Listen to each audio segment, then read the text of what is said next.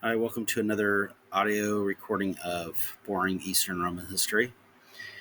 I'd like to do one on a Eastern Roman general from the 10th century. His name was Nikephoros Ouranos. We don't have a date of birth for him. He's like most of these other generals, speculation of their origin, um, date of birth or date of death. He possibly died after 1011. So there's very little known about his origin. Historians have speculated he was either of Armenian or Arabian or maybe an Armenian Greek. Chronicles during the 11th century title him as a new man. So it is possible that he is related to the Protospatharos, which means judge, and Ascrates, a senior class secretary named Basil Ouranos. We do know Nikephoros is a well-educated man, and from his surviving letters and works, especially his famous Takita, we do know from a surviving letter he did in fact have a brother named Michael. One modern historian, McGeer, wrote the Ouranos family served Constantine VII. The patrician Michael Ouranos helped to organize the Cretan expedition in 949. So it is safe to assume that this Michael could be the father of Nikephoros and his brother Michael due to the time frame of 949. We can agree that Ouranos spoke Arabic, and we can argue that he could have learned it during his 3-year prison stint in Baghdad. But let's look at it at he was sent to negotiate to get Bardas Scleros, who was confined at the Boyid embassy, back to Constantinople. So Basil sent Nikephoros Ouranos to go ahead and secure this Bardas Scleros, who was a rebel, back to Constantinople. He also used technical terms in his Taktika that used Arabic, so that's another indication that he was well versed in this. Saint Athanasius the Athonite appointed him as guardian of his monastery at the Great Lavra, Mount Athos, Greece.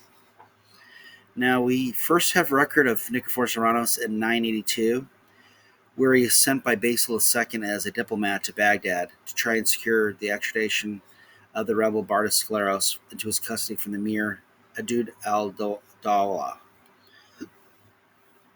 Now, Ouranos also was trying to get a truce signed for Basil II, and he wanted to focus more on the west, particularly in Bulgaria. Now, Ouranos proposed Aleppo in exchange for Bardas Scleros. The deal was to have been brokered between Emir al-Dawla, but he died on March 26, 983, and his son, Samsam al-Dawla, was to honor it, but reasons unknown it fell through, probably due to the snake eunuch Basil Lacopenos. A Boyid ambassador, Ibn Shahram, arrived in Constantinople and stated that Ouranos was hostile towards Basil Lacopenos and that of Bardas Phocas, who was thinking of rebellion and did not want peace but war with his people. So Nikephoros Ouranos was back in Baghdad, was caught in the middle of a civil war between the Al-Dawla brothers, and this was between 983 and 986. This resulted in the arrest and imprisonment, which was stated that they thought he was going to poison Scleros. It is believed his arrest was from the mastermind of Basil Lacopenos. So it does make sense because we'll go on to talk a little bit more about it. Basil Lacopenos was running the empire for the, coming of age Basil II, and it probably was a key point to get rid of Ouranos out of the way, as he poses a threat to Lacopenos. And then the historian during the time, Skalitzes, talks about when Scaleros fled from Babylon, Baghdad. Basil II sent the Vestes Nikephoros Ouranos as ambassador to Kroos of Babylon. We have the poisoning source from historian in the 11th century, Yahi of Antioch. First source Ouranos by Skalitzes, where he calls Ouranos Basil's faithful servant, who is perfect of the imperial inkstand and one of the best generals. So that could be, again, why Nikephoros masterminded this. Ouranos is held in prison from 983 to 987. Now we have modern historian Anthony Caldelis on page 97 states, it was now that Ouranos escaped from Baghdad to Constantinople. We have sources that state he either escaped or released shortly after Scleros was let go, late 986, and he returned to Constantinople in 987, which ironically was after the fall of his nemesis, Basil Nikephoros. One of the sources of his escape was from Yai of Antioch, where he states he escaped from prison by the aid of a Bedouin. Now, the book I'm quoting from Anthony Caldelis is I believe the title is like Rivers of Stream or Rivers of Blood or something like that. Another historical source of Scyllaces wrote following the death of Duke Gregory Teranides of Thessalonica in the battle against the Bulgarians in 996, he was appointed domestic of the schools of the West. We know Tsar Samuel of Bulgaria started campaigning against Thessalonica, and word reached to Duke Gregory Teranides, who in turn sent his son Asatios with a large force to spy and shadow Samuel's army, while Gregory would be falling shortly behind with his main army. And we talked about this before with Teranides, how Asatios got overzealous, engaged Samuel's vanguard, and they laid an ambush, captured him, and Gregory, distraught, tries to rescue his son, is killed in the ensuing battle. So now that we have, after this takes place, Basil II gets word of the death of Gregory, and he dispatches the Magistros Ouranos and made him commander of the West. Now we know that after Teranides fell in 995, a John Chaldos is made Duke of Thessalonica and is shortly defeated in 996 by Samuel. And then this guy is taken captive for the next 22 years until he is released. And funny about John Chaldos is, like I said, 22 years of his life, he's in Bulgarian captivity. And as soon as they took Bulgaria over, he's been alive all this time. No ill harm to him, so it's kind of nice. He's immediately put back into military service, and he faithfully serves the empire. I mean, after losing 2 decades of his life. Then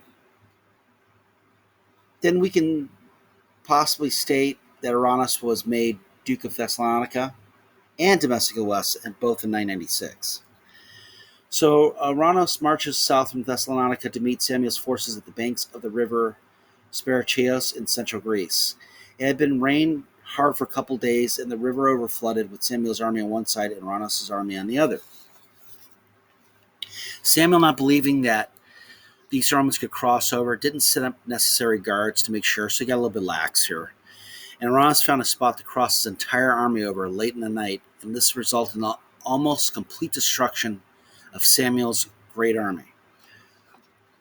Now, Samuel, who was badly wounded, laid among the dead with his son, and they barely escaped, where Ouranos brought back over 1,000 severed heads and an estimated, some sources, of 10,000 prisoners of war back to Basil II in Constantinople.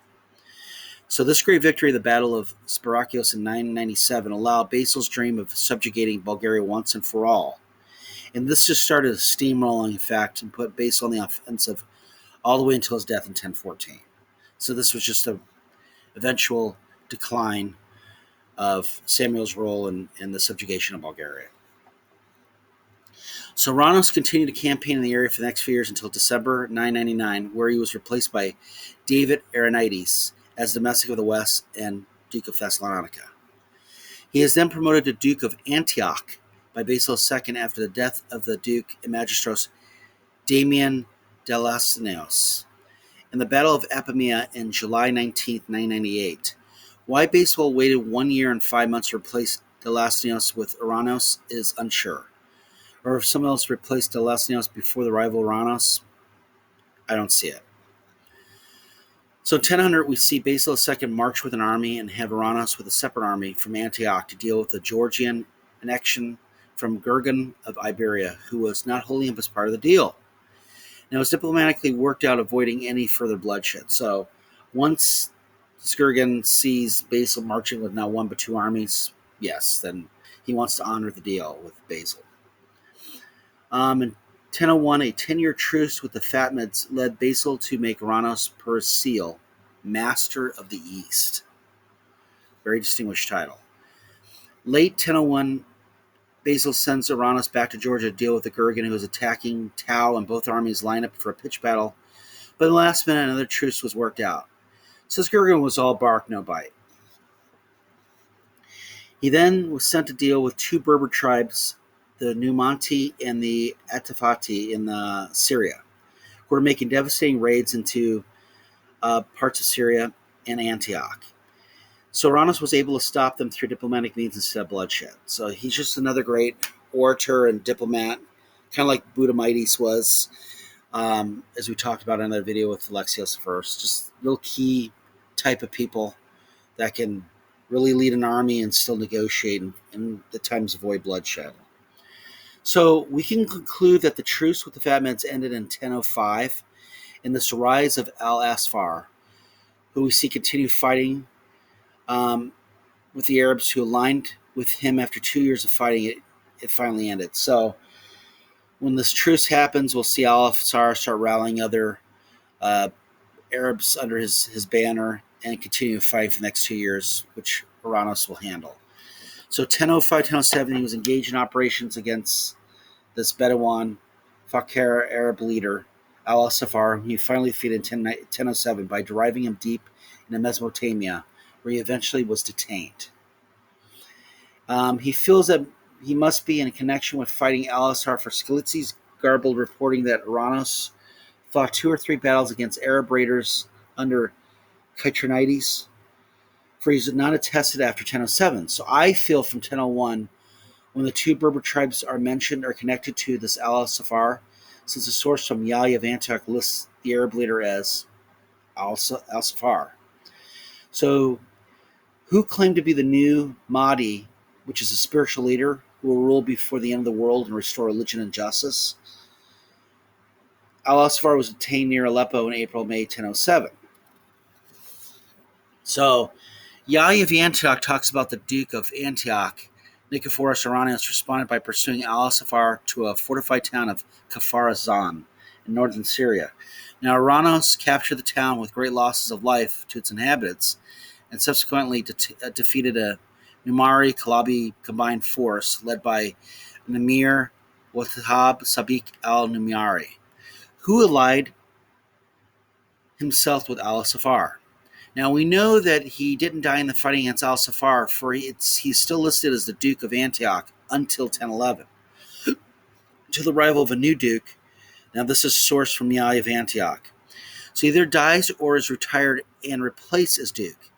He simply was one of the many great generals that Basil II had at his disposal.